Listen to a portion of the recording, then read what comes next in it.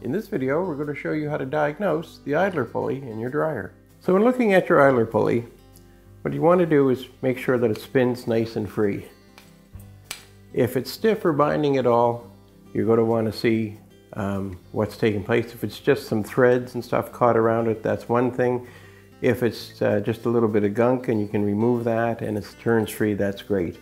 If all that stuff is cleaned away and it's still stiff to turn, then you need to replace it. On some models, like this one, it's held in between the fingers of the frame and it's basically sold all as one piece. On other models out there, this idler pulley wheel is on a separate part. It can be changed without having to change the frame. The frame will look somewhat like this, and you'll be able to remove a retainer or spread these arms and slip your idler out and put it back in.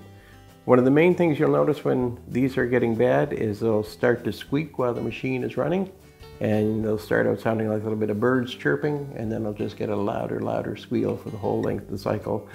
You can ignore that for as long as you want, but you know when you start to hear it, you're going to have to change it. So you may as well react to it as quick as you can before it starts getting to the point where it's starting to put too much of a load on the motor while it's starting to turn. So the sooner you deal with it, the better it is.